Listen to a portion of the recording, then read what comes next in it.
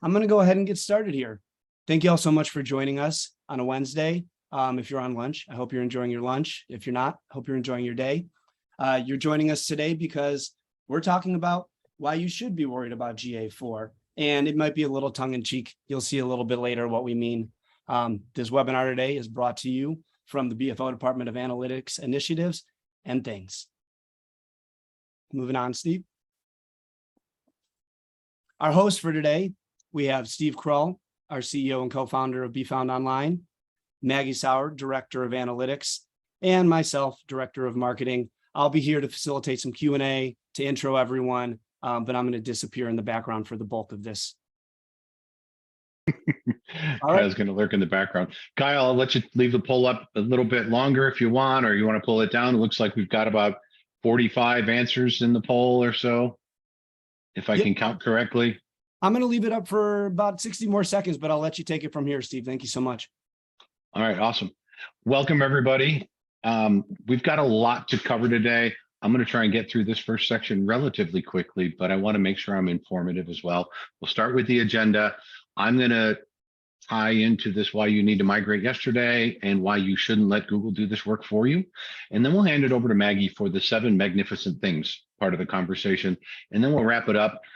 Certainly, there's a little bit of a pitch at the end here. If you need help with GA4, we want to be here to support you. We're happy to answer questions. We're happy to be your consultants. We're happy to help you out any way we can. We know this deadline is looming.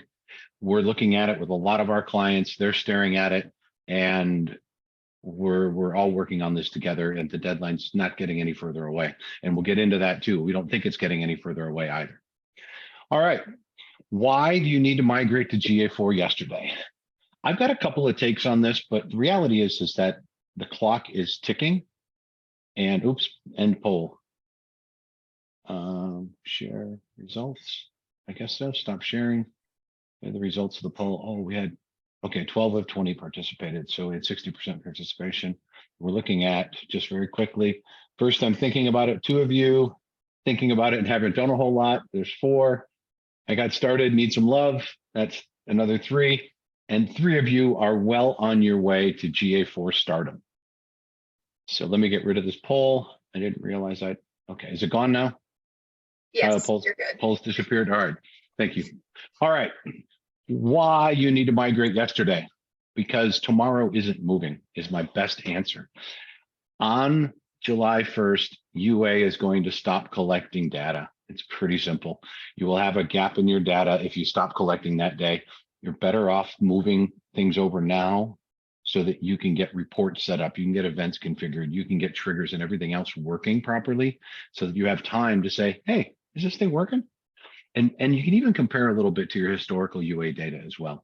So if you think that Google's going to move the date, you're wrong. They've got 1,000,001 reasons to keep this date. Now, obviously for GA360, it's a year away, but most of their users are on UA. And so Google needs to make this migration. If you've caught up on the news in the EU, there's a lot of lawsuits where Google's sort of on the tail end of the lawsuits about GA being illegal in the EU based on GDPR. GA4 fixes that in some ways. It gets Google out of hot water there. It's also a rebuild on the entire infrastructure of analytics. So we'll get to that too in just a minute. So if you haven't started, it's time to start. You're running out of that clock. All right, and here's our little worryometer. You were sitting at March, mid-yellow. We're about to walk into April. If you get to May and June for this transition, you're in hot water. And it's not a task, GA4 migration, it's a project. If your boss walks in and she wants you to give her reports in GA4 by the end of next week, the only way you'll be able to do that is if you have the simplest of websites and the simplest of configurations. If you've got any sort of third parties plugging in data and sending data across, if you've got any sort of events triggered, you got goals and funnels set up, you're going to have your work cut out for you. And this is a project. If your boss walks in and she asks for that report, don't let her know that she'll have it next week. Let her know that you're working on a project plan. And once you've completed the project plan, you're happy to share it with her and make adjustments based on her needs. But please don't make any commitments you can't keep, because if you start peeling back this onion, you're going to start crying pretty quickly if you don't have a plan. What's the difference between these two? The learning curve? The cute little puppy on the left, and then this monstrous dog on the right. There is a significant learning curve. Some of the things you've come to know and love about UA are gone and gone again in GA4. Reporting's different. The infrastructure is different. Data collection is different. Universal Analytics was created more than 10 years ago based on yesterday's interwebs. 10 years ago, how many of us had smartphones? Today, all of us have smartphones. All of us are using multiple apps. We have single page applications. We have apps that need to be tracked. We have phones that need to be tracked. We've got all of these things that need to be tracked, a lot different than 10 years ago.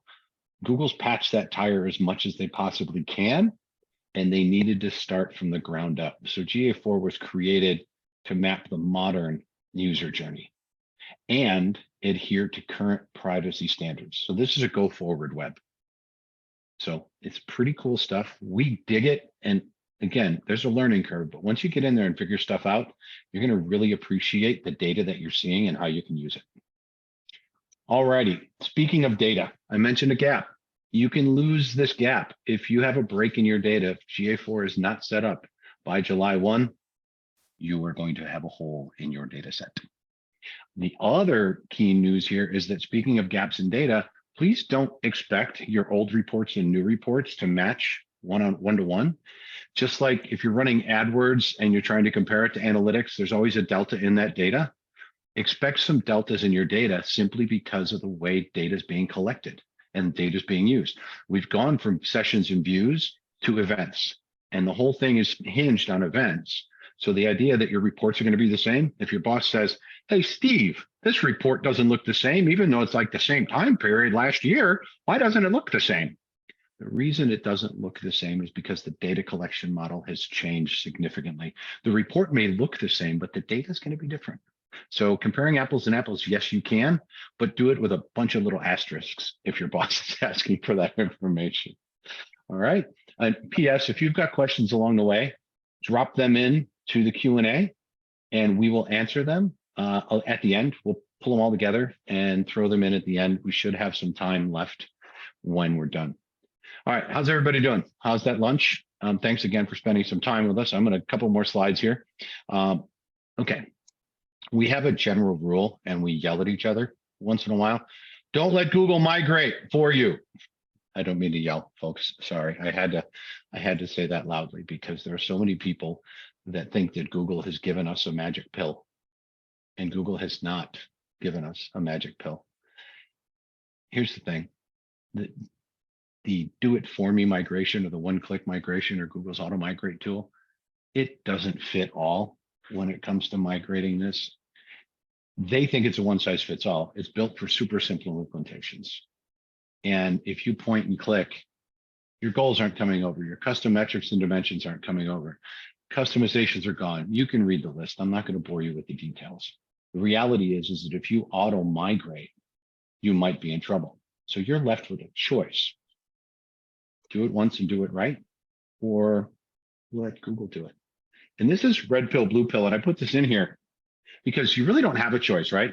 The red pill, if you remember the matrix, and the blue pill represent a choice between the willingness to learn a potentially unsettling or life-changing truth by taking the red pill, or you can take the blue pill and remain contented with your ordinary reality. Well, guess what? The blue pill doesn't exist here. There's no blue pill. You can't keep your ordinary reality. Universal Analytics is going away. So there's no ordinary reality. We've got to take the red pill. We've got to make the move. And I use that to reemphasize, don't let Google migrate for you. You've got to go grab this thing and you got to make sense of it. So you can do that and you can make a lot of sense of it too. And then finally, hey, Maggie, what if I already auto migrated? Oh, Steve, if you are one of the few people that clicked yes, or many people, honestly, that clicked yes when Google popped up and alerted everyone that they were going to auto migrate, do not stress. You're probably already seeing that it wasn't done the best way it could have been. Data may be a little funky, things aren't transferring over correctly, but there is a rollback process. You can go online, you can look it up, you can figure out how to do it. I will say it's kind of complicated.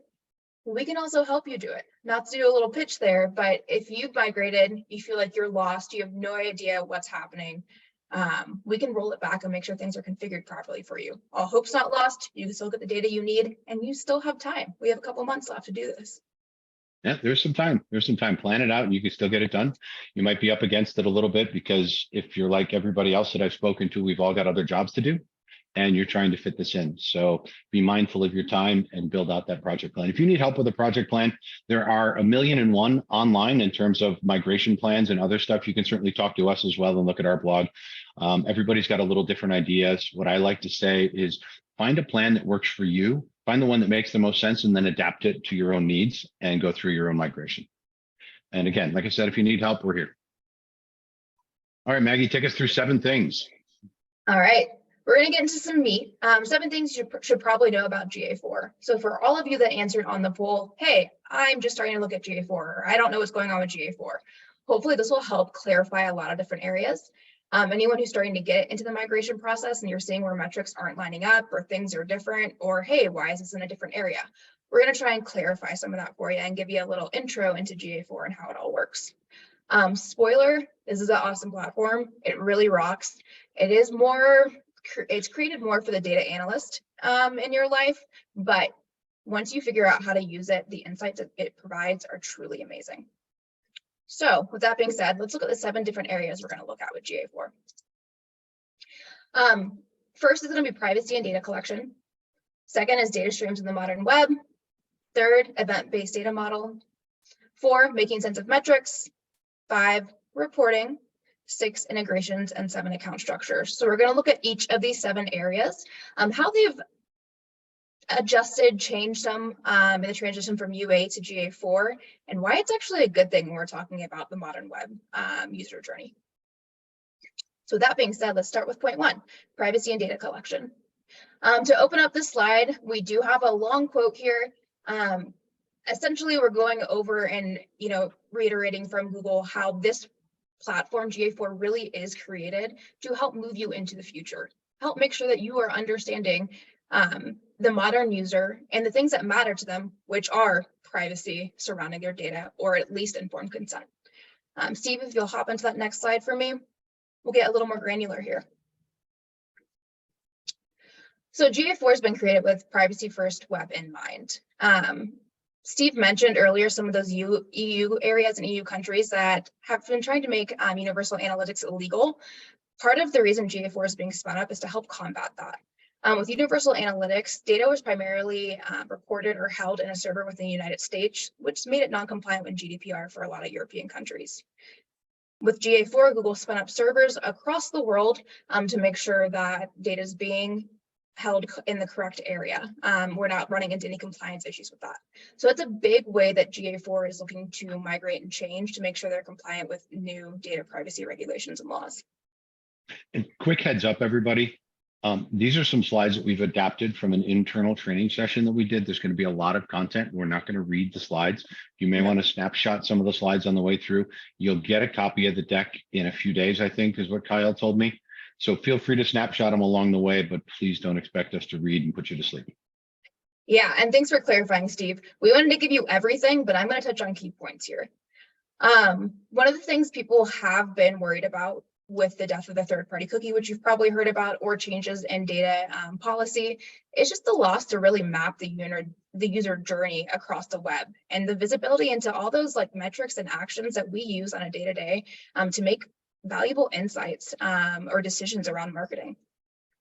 Part of what GA4 is doing is transitioning to a newer model. Yes, GA4 will still use cookies to track user interaction, but they're also going to rely on machine learning to help fill the gaps with that. And it works pretty well.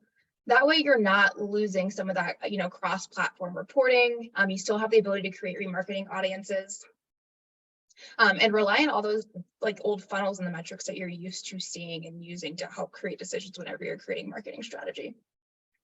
A couple other quick points to point out here before we move on. GA4 does not collect IP addresses anymore. Universal Analytics did beforehand. By not doing that, GA4 is helping to protect some of that personally identifiable information, that PII. Google Signals is our new solution to making sure we get behavior data on users. What's unique about Google Signals is that users technically opt into it based off their preferences with their Gmail account. You do have to set this up within GA4, so make sure you're looking for that if you want to collect behavior data. And then we have a little more control over data retention options. So depending on what's right for your organization, we can set different links to that and make sure we're getting the information we need, but we're still staying compliant for wherever you're servicing users and the data policies that surround them. And as a heads up, everybody, there are some tools available that will translate users and IP addresses into user information. And it can be first-party data because they're independently owned databases. If you're interested in anything like that and de-anonymizing your users on the front end, it's not a Google Analytics tool. It's a third-party tool, but you can de-anonymize sometimes up to 30 or 40% of your traffic, which doesn't help you solve all the world's problems. What it does is help you identify if the audience that you're bringing in is truly the audience that you'd like to be speaking to, and then you can start tracking through to conversion and some other stuff. So entirely different conversation, but I wanted to throw it out there. If anybody has interest, feel free to reach out. Awesome. Next, we're going to look at data streams in the modern web. So how is GA4 adapting to the modern web? We'll hop to that next slide. As Steve mentioned earlier, Universal Analytics was launched almost 10 years ago in 2012, or a little over 10 years ago. We know in the last 11 years, people have started to use smartphones more. The way they're interacting with the modern web has changed. It's not one touch point for conversion anymore, or even 5 touch points. It's upwards of like 10 to 27 touch points. And we want to get a good understanding of how to attribute that data correctly to the different channels that people are working with. And making sure that we're really knowing where to put our marketing money. GA4 in part helps to solve that. With the advanced machine learning and the way they've set up different data modeling attributes, we can better see user journey through GA4 when it's properly configured. We can understand that paid and organic and email all played into this conversion, and we're not just giving one of them the gold star. We can separate how we get that gold star out. And that makes us understand better how we need to split up our marketing strategy and our marketing data. The other thing is GA4 is actually really compliant with this new site development technology called a single page application. Single page applications are just a new way to create a website newer, and they're starting to become very popular, but they dynamically load content on a site. So without getting too jargony or technical here, essentially it makes it really hard to track interactions from page to page. Think of things like Netflix, Gmail, and Facebook, where when you're interacting with them, it's not like there's a full refresh every time you click something new. You can kind of go from content to content.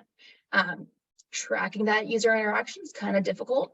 GA4 has some solutions to help us do that, so we're not losing visibility on that data. Next, we're going to look at event structures.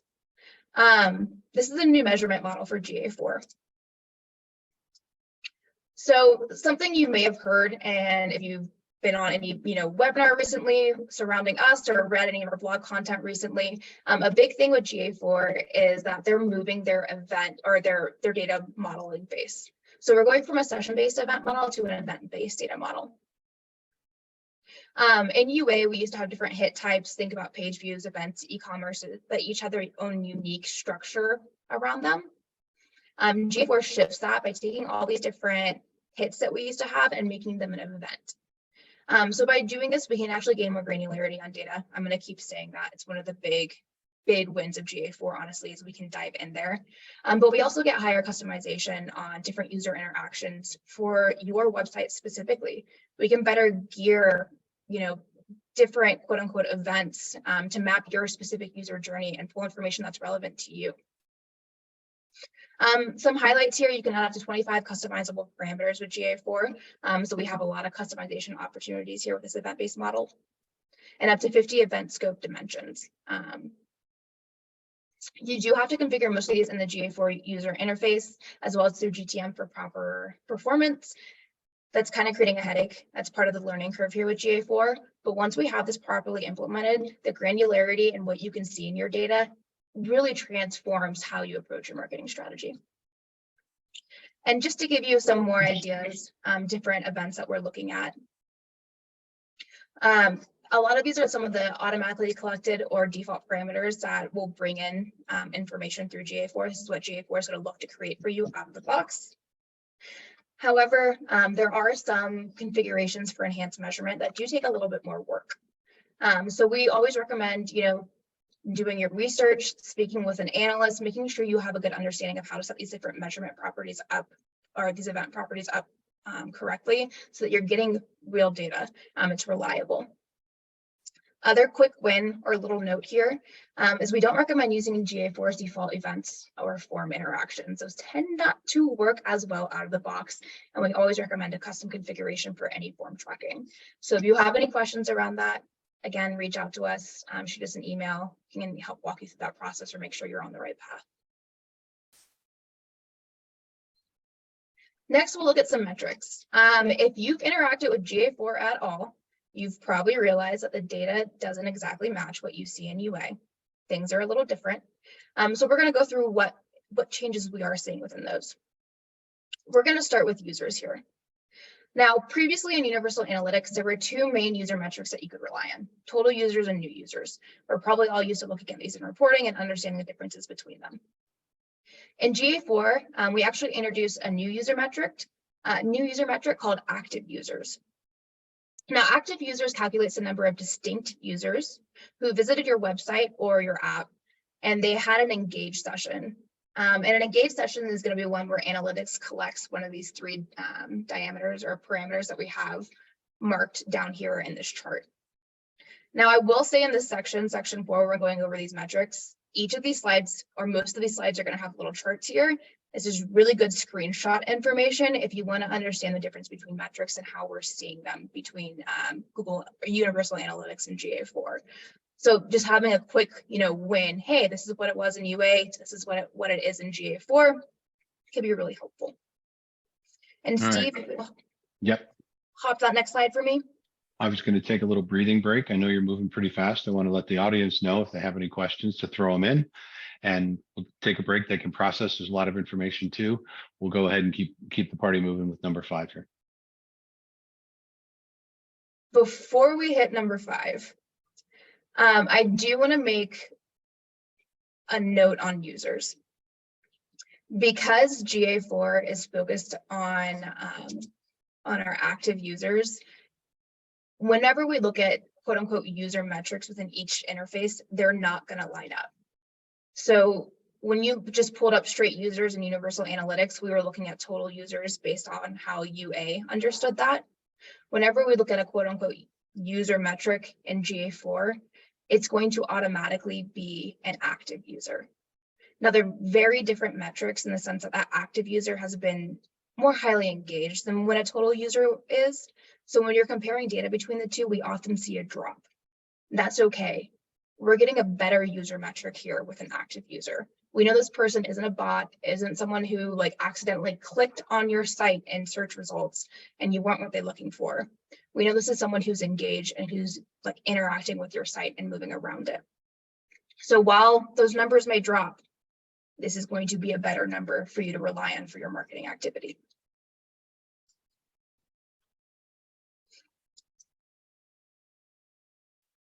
Next, we're going to look at page views.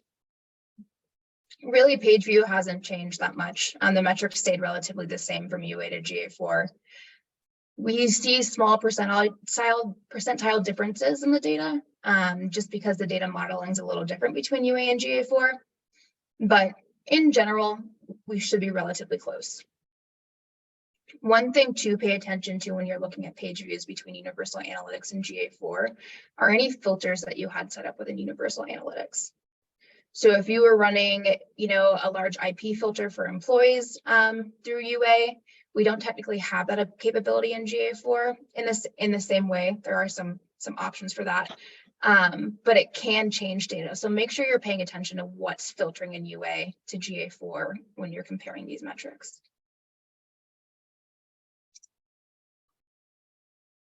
Next, we'll look at sessions. So there are 3 main differences we look at when we see sessions between Universal Analytics and GA4. One is that GA4 actually relies on something called a session start event to begin tracking that session. If you remember, I mentioned earlier, we're in event-based modeling with GA4. So it looks for specific events on site because they're easier to track. And part of how that's been translated in this platform is that we're looking for a specific, someone started a session trigger or event within this platform to pull that in. Another difference that we're seeing are automatic restarts at midnight.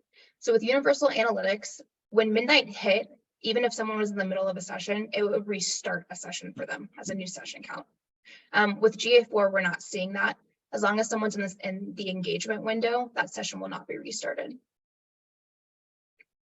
And the other big thing that we're seeing are campaign parameters do not restart a session. So if someone's on your site clicking around and they happen to hit something that would trigger a new campaign, typically in Universal Analytics, that would restart a session for them.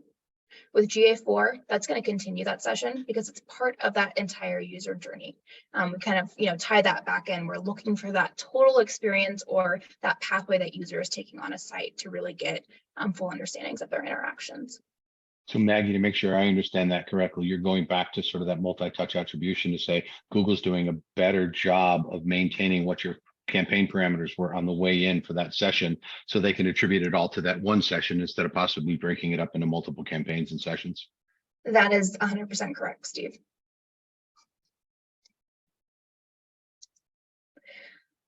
As I mentioned earlier, I often get ahead of myself here, but filtering options have changed between Universal Analytics and GA4. We don't have the same capabilities of applying large filters like we did in UA. So that is going to impact your data depending on what you have on there. First place to look if you're seeing a large variance. If you want more information, I'd recommend going to Google's documentation directly, or hey, reach out to us. We can definitely help you figure out what's going on. And now we're at number 5. I spoke too soon earlier. So now we're going to look at reporting through GA4, which is a little different than what we initially expected when the platform was first released, but it's not a bad thing. So let's hop into some more in-depth information on reporting. So I don't know how many times I've said granular or granularity, but with the more granularity and data that we get out of GA4, with the more granular data, we open up major opportunities for reporting. We can dive into different specific micro conversions, figure out the different little touch points that make an impact in that user journey and really help to complete your conversion cycle. GA4 is built for custom reporting. So with UA, in many ways, we could pull information, we could put it together, but there was kind of a process that everyone went through and worked with for that. For GA4, we're looking at your business specifically, and the data we're getting for it can help us build insights that will help you and your unique pathway or your unique product or whatever goal we're trying to accomplish. Now, there's a couple different ways to do reporting in GA4. The first is the Explore tab. I don't know if anyone's played around with it yet on this call. You either love it or you hate it. There's no in between. No, it really does. It provides you the capability to pull in the different metrics you're looking for and compare them. I will say I was a little more hopeful with the Explore tab in GA4 that would be better visually. It is a little tricky when it comes to visualizations in it. It's not the prettiest or best way to look at data and make conclusions. The other hesitancy I have with the Explore tab is that once you create a report, it's a little difficult to share with different users within the property. Or you can share it, but they can't customize it. So there's no option to change date ranges or things like that if you've put together a report to pull, landing page performance in it. For that reason, we're gearing most clients towards Looker Studio, which was formerly Data Studio, as a solution for GA4 reporting. Now, there are some limitations. There are quota limits when you're pulling in GA4 data into Looker. However, there are solutions to that. And Looker really does expand your capability of customized reporting and visualization into new levels, creating, funnel reporting, looking at different channel reporting, seeing how everything's playing together, even connecting data from different platforms. So if we're looking at GA4 and we want to combine CRM data, there's ways to do that within Looker and really build a functional digital marketing report or marketing report that helps to, advise you on strategy. And whether you're looking for something that's high level for, CEOs, like, hey, this is where we're doing well, to something a little more granular for your analyst or your strategist, there's a solution for that. So with reporting, we're really pushing clients towards Looker Studio as your connector for this. It's pretty amazing what you can pull into it and see. Yeah, I think what I think about it too, when I think about Looker Studio, I can get those really detailed, granular reports, back to your word. I can also build reports for the senior level that don't have to worry about clicks and conversions. They care about big numbers, right? What's my revenue total? What are the big numbers? And then you as an analyst can really dive into the little numbers, if you will, to build that report, and you can start rolling things up as well. Definitely, just as a solution to visualize data, top to bottom, everyone's pretty much covered, which is great. Let's talk about BigQuery. Yeah, so quote unquote big girl reporting, or next level up. BigQuery is easiest way to think of it, like a data lake that Google is pushing, or a platform that Google provides as a place for you to house all your data. Now, as I mentioned earlier, with Looker reporting, part of the problems we have with GA4 are quota limits. That's how much data you can pull into a report within a certain amount of time. BigQuery does help us solve this. It's also, if we're future planning, one of the integrations you're probably going to want for your Google Analytics platform. Our team's pretty confident that the way is going to be GA4 with BigQuery and Looker to help you visualize and store your data. Google's only going to hold on to data for so long. We're already seeing some data limits as far as storage goes with GA4. So BigQuery gives you a solution to bring that all into one space and then push it into the other platforms you need to. This could honestly be its entire, an entire webinar. BigQuery gets really in depth. It's depending on the size of your organization, it can be extremely cost-effective way for you to store data and utilize data for reporting. And again, this allows you to actually integrate multiple platforms, not just GA4, into one area to utilize in reporting. So if you want to pull in CRM data, if you want to pull in ESP data, if you have another third-party marketing platform that you need to pull in and you want to see how it works with your analytics data, with BigQuery, we can find ways to combine all of that. And just a note here, if you have a challenge with reporting that you're trying to figure out, bring it to our team. We are always looking for a new challenge. We're very driven with succeeding when something feels like it's not going to happen. We love looking for new creative ways to solve problems. So if you have a reporting need that you can't quite figure out how to figure out, let us know. Next, big win for GA4 are going to be integrations. So really with GA4, Google's starting to play better with Google. Well said. Yeah, well, it's always, kind of a gripe that everyone has, is every single Google platform is developed so differently from each other with different teams internally in Google that they don't always merge very well together. GA4 is at least attempting to do this. So product linking should be one of the last settings that you set up when you configure your GA4. We now have the opportunity to directly link to a couple new products that we couldn't in Universal Analytics. One being Merchant Center, another one being BigQuery, here just to push that again. But an additional kind of win here is that when you link Google Ads and Google Search Console into your GA4, you actually open up additional reporting in the GA4 interface. So it enhances the data your GA4 is getting. We finally have a solution to pull in Google Search Console data into Google Analytics and make it all work together. And this is something that I've been waiting for years, because it doesn't make sense to hop from platform to platform. I'd like to see it all in one area. So integrations with GA4 have definitely stepped it up some. And like I said, it opens up, completely new insights for you and a way to visualize that data all in one place. Yeah, and you can tie the different data sets together if you need to as well, where before you were cobbling together spreadsheets or Google Sheets and trying to run queries and pivot tables against some of that stuff. So now all the data is going to be in one place. You can port it over to Looker and you can create some of those custom reports and tie some of those things together. More seamless. And lastly, point 7 will be account structure. So let's look at how GA4 is organized and how it's a little different from Universal Analytics. Now, with UA, you were probably used to the account structure where you had an account, a property, and then a view that lived under that. And so for many of us, we would create multiple views, right? Every subdomain would have its own view. If you had different locations or different, major offices, you might have a different view for that data. There were different little areas for everyone in your organization to go to depending on what they needed. GA4 gets rid of that.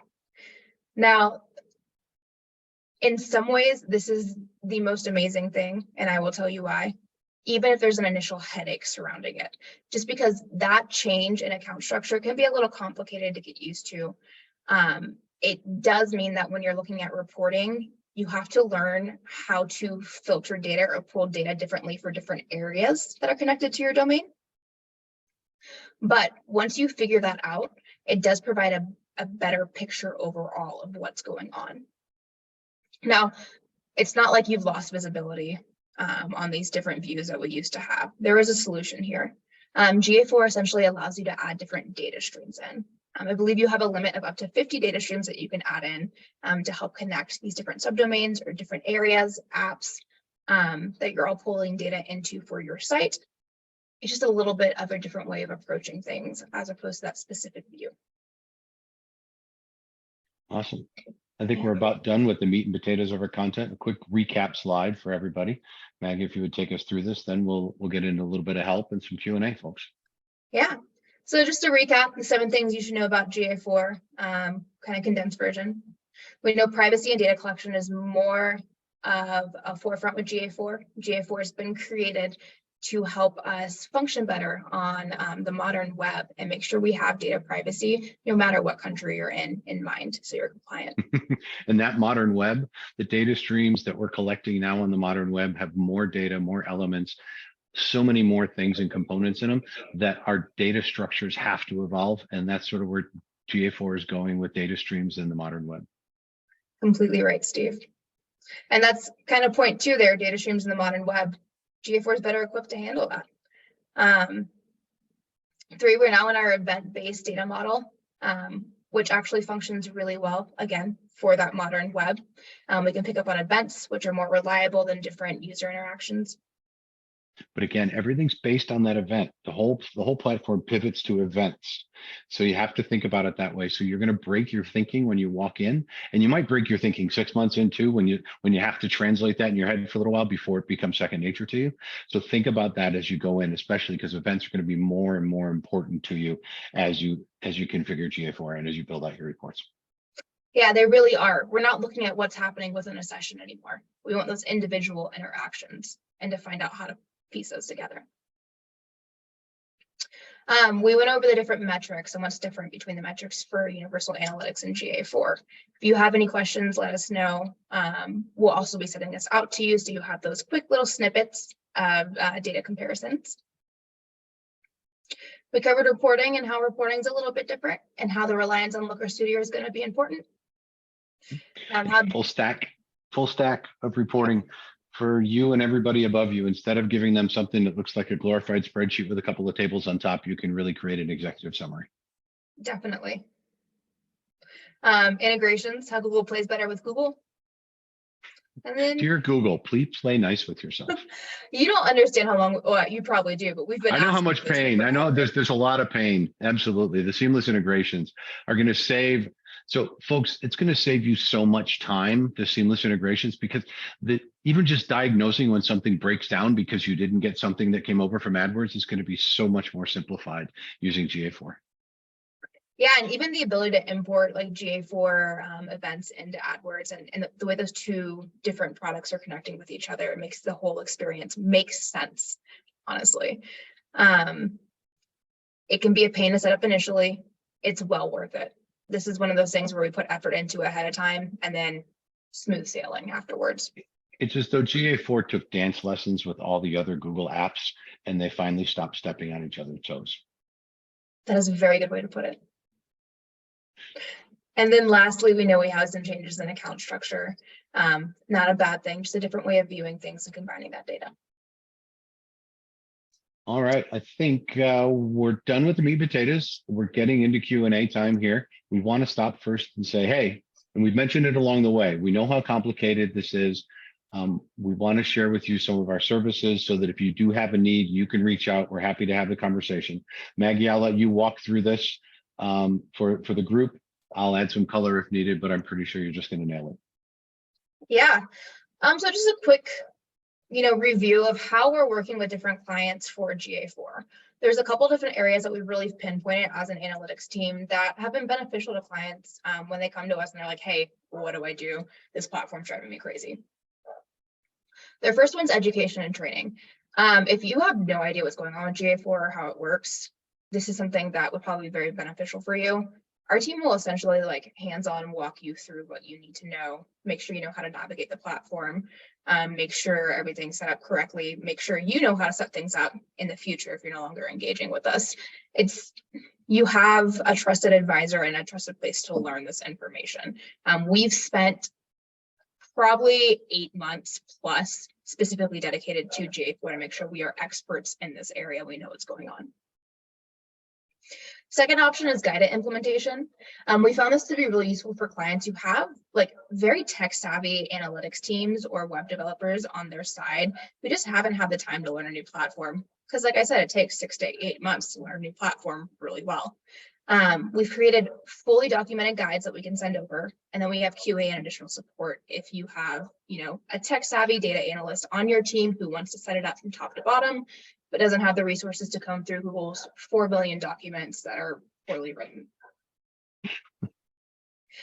And then we have top to bottom service. If you're like, hey, I don't want to deal with this, I need someone to fix it for me though, because I know I need to be transitioned by July 1st, we can help with that too. We can also combine any number of these. I know with a lot of clients recently, we've been doing configurations for them and then a little bit of education on top. So if you're a small marketing team, say you have, 1 to 3 people and everyone's wearing 4 hats and no one has time right now to put on the GA4 hat and configure it, we can configure it for you, but then sit down and do a couple training sessions with your team. So GA4 is usable for you. It's not just a platform that's sitting there that everyone's annoyed to touch and get into. You can actually utilize it. So combine us however you want. These are a couple ways we've been doing it. We're always open to a custom solution though as well. If you have any, let us know. If they're ready to make some moves, what should they do? Well, they should email you, Steve, because you love email. I do. Feel free, actually, folks, please feel free to send me an email if you've got questions or you want to talk about any of this stuff. I'll be your first line of communication into BFO, and I'll make sure that I bring the right people onto the call based on your needs, and we can have a conversation about any and all of these things.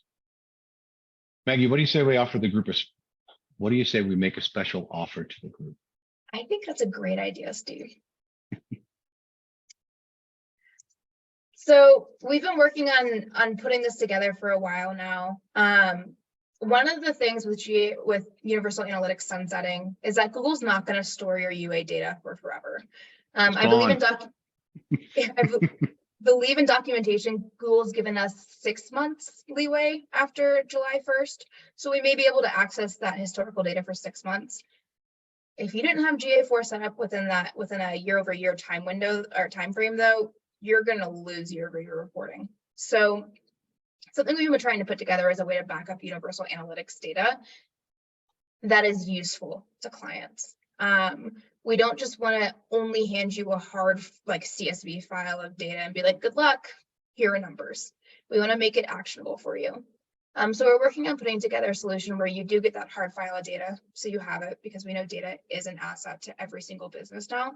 But we also have a looker report that's configured to it that you can look at, so you can see, how data was or how metrics are running during a certain month in a certain year. You can filter through it. You can access those insights. They're easy to visualize. It's not just a spreadsheet. This is new. So you guys are kind of the first ones to get access to it and pricing to it for joining us today on the webinar. And for those of you, you probably all saw a poll pop up. Kyle popped the link into the poll so that you can copy that and use it or grab it off the screen I guess we didn't enable the chat function today, so it's not going to be there. So I'm going to end the poll. If you got the link, we'll leave the screen up as well, so you can copy it down. We'll make sure we send it out. All right, Kyle, you want to come back on and start singing and dancing for QA? Perfect timing. Yeah, I was in the background trying to get that chat enabled live, and thank you for bearing with the poll version of that. I'll be sure to include it in the email recap to everyone. I'll be putting together recap video, the slides, the link, and you'll be receiving it, within the next couple of days, early next week at the latest. But I'm back because I wanted to thank you all for joining, and we've had some questions roll through over the course of this webinar. I'm gonna, in the interest of fairness, I'm gonna go in the order that I received them. So the first question we have is, what is the expected effect of GA4 on Google Ads as goals are connected to the ads account and ADSA re-optimized based on those metrics? I think it's ads are optimized based on those metrics. You're absolutely right. It is. We're live. We're expecting to see better integration and better functioning between the connection of those two platforms. So between Universal Analytics and Google Ads, there were often discrepancies and disconnections in the data or even the connectors, and it would create headaches. It creates headaches for our paid team sometimes. With GA4 and Google Ads, we think they're just going to work a little more seamlessly together. Now, both platforms are constantly updating and changing, so we stay on top of that. But we're just expecting and we're seeing a more seamless experience where everything works together a little better, paints a better picture. And we also have better understanding of ad attribution that isn't like last touch or first touch. We know where ads fit in a little bit better in that user journey, especially if they're seeing an ad 2 or 3 times, but they're actually converting, through organic or a different channel. Great. This question came through early. The slide that's up is very applicable, but I feel like it's another opportunity to talk through this. Rick is asking, why do I have to back up my UA data? Won't the UA property remain accessible in my account to reference? So Rick, it will for 6 months, hopefully. That could get pulled a little earlier. Essentially, Google's not going to pay for data storage. This is really what it comes down to. Google's not going to pay to store your historical UA data for longer than 6 months because they don't have to. So backing it up gives you year-over-year insights or even multi-year insights if you're trying to look at overall marketing status and how things have changed. And that tends to be a valuable asset. Honestly, it's part of what becomes valuable to your business in general. If you ever go through a sell or a partnership or some kind of agreement, you're going to want to see historical data over the last few years of how you performed when it comes to marketing. Having that backed up and having it easily accessible and visible is huge. How do you do it? There's a couple different ways. They're kind of complicated. We are a little short on time, so if you want to reach out and shoot us an email, we can walk you through some options, what we have set up to do it, or if you want to go down the hard route, we can even help advise there. Yeah, the quick hard route is you can point and click and export almost anything you want over time, but you're just going to end up with a bunch of PDFs or Excel spreadsheets or Google Sheets on your hard drive. But you can do it. It's a manual process and it's very time consuming. Awesome. Bit of an opinion, but I think we have a bunch of great brains in the room. What is one new feature in GA4 that everyone should look into for use? Oh man, Just pick one new feature. I'll start the bidding, Maggie. Yeah, because you're trying to pick from 10 or 12. I can tell in your head already. yes. I am a huge fan, and it's so stupid simple, but it makes my life easier. That's the integrations. The integrations with the other Google products is just seamless and it's easy, and I don't have to spend as much time worrying about data between the two, the connection between the two, and things like that. So I really love what they did there. And if I had to pick a number 2, it's the new infrastructure of the data model, and I'm not supposed to pick 2. You asked for 1. But I love the event-based tracking. That's the core of everything that we do in GA4, and everything spawns from there. And it's a great way to think about how we're collecting data for the modern web. I'm going to sway my answer a little bit more. I'm going to take everyone out and just look at e-commerce, since e-commerce is so big and everyone's selling things. But e-commerce reporting in GA4 is the bomb.com. You get the insights you're able to get because we're able to better track those event-based metrics and get more granular with data. Really changes the way you look at e-commerce reporting and the user journey for anyone who's trying to complete a purchase. And you can customize your actual basic reporting dashboard in GA4. So those little like widgets you get in GA4 or modules, we can customize what shows up there. So it creates like a nice little snapshot. I think maybe that is the thing everyone should be looking to use, is figuring out what you need and what you want to see in those little like report snapshots, because they can be very valuable for a quick look and to find quick wins or quick insights. Great info. So this is cool. I get to say this. We have a question that came in on LinkedIn Live. Also, thank you if you're joining us on LinkedIn Live. Super cool. The question is, if we didn't have customizations in UA, would the automatic conversion work, or is it still wonky? Love that word. If you are looking at the most basic data, so if the only reason you have UA set up is to track like page views and user count, right? Like I'm talking about the most basic metrics.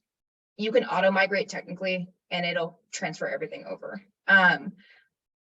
It could create issues in the future. Right now, when we're seeing it down on that most basic level, you're not really getting granular in that data anyway, so it's not a big deal. If you have any type of goal set up, which most people do because you want to know when that button's clicked or when that form's filled, do not do this. Do not auto migrate. It's not even a true GA4 implementation. It's basically like building off data from UA. And they're just configured so differently that the events won't pull correctly. So if you are interested in tracking that button click, that form submit, anything, any conversion point, any goal like that, I would not recommend an auto migration. I even get touchy if we're talking about the most basic data because I don't know how it's going to change. And when UA sunsets, you could be in a whole new situation. I'm noticing a theme with many reasons to not let Google auto migrate for you. Yes. All right, we've got a few more here. Next question is, we currently use a block IP to filter out our employees from results in UA. How do we do this in GA4? There is a way to filter out IP addresses in GA4. It's a different process than the block IP. I want to look at specifics and give you to that. It's a little more granular, it's a little more in depth, but we can't go through and block employee IP addresses. So Samantha, if you want to reach out to us, I can like help guide you and give you specific instructions for that. Cool. Just a couple more questions here. Just want to double check on LinkedIn Live. Yep, 2 more questions here. Brian's asking, did I understand correctly that Google Signals will unmask identities visiting a given site?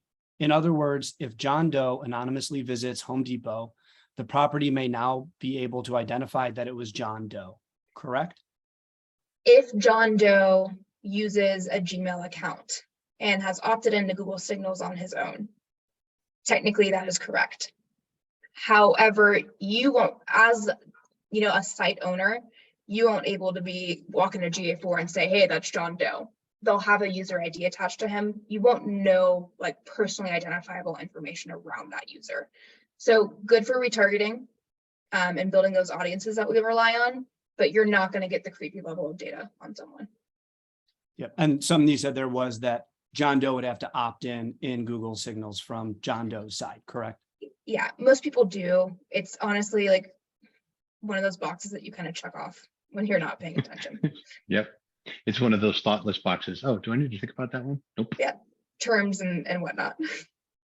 Cool. All right, we have double checking LinkedIn Live. No more questions coming in there. We have one more question from anonymous attendee. How will this impact analytics on websites like Squarespace or WordPress?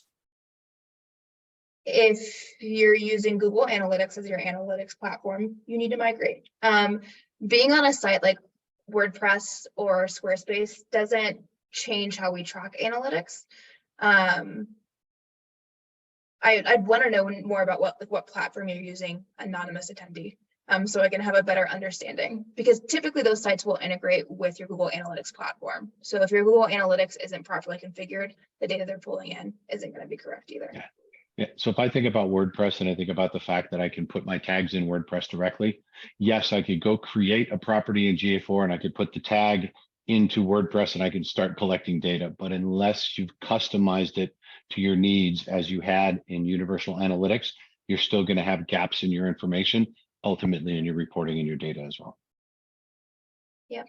Those platforms are different. Your analytics platform is going to function a little bit differently from your site platform or your CMS, even if it is collecting some basic analytics data. Yeah, even a Squarespace or a Shopify, right? What you can automatically configure these things for GA4, but the reality is that you need to do your homework on the back end within GA4 to make sure that you're capturing the data you want to capture, the events you want to capture, and that it's turning into the right reports for you. Very true. Great information. All right, we've got 3 minutes left here. So Steve, Maggie, any final words about GA4? Anything that you were surprised didn't get asked that you wanted to make sure got out there before I sign us off? If anyone has hesitations or is running into the same issue over and over again with GA4, I'd love for Steve to hear from you. Well done, well done. But I want to see like what we know, basic frustrations, right? Like no one wants to learn a new platform, but if there's specific things that keep popping up for you, I'd love to hear about them or see them. Even if we don't end up working together, I just want to always have, you know, a certain level of visibility of what's going on, depending on where you're positioned in the industry and what your site's doing. More to learn and would love to have those conversations. So please reach out if that's the case. Yeah, awesome. Steve, any last words from you? My last words are thank you, everybody. Take a couple of minutes between now and your next meeting. Thanks again for joining us today. We hope you enjoyed the content. We hope you had some wonderful takeaways from the content. And as Maggie and Kyle have both said, please reach out if you have any needs at all. Yep. To reiterate what Steve said, thank you all so much. We have our social links down there. Feel free to follow us on social. We're always posting new blogs about GA4, new things we're learning. And it's a great way to hear from us. Additionally, you can email us at webinar@befoundonline.com. We're happy to answer any questions. And I will be putting all of this together in a recap email for everyone that signed up to receive it. You'll be getting it. If you joined on LinkedIn Live, thank you so much for joining on LinkedIn Live.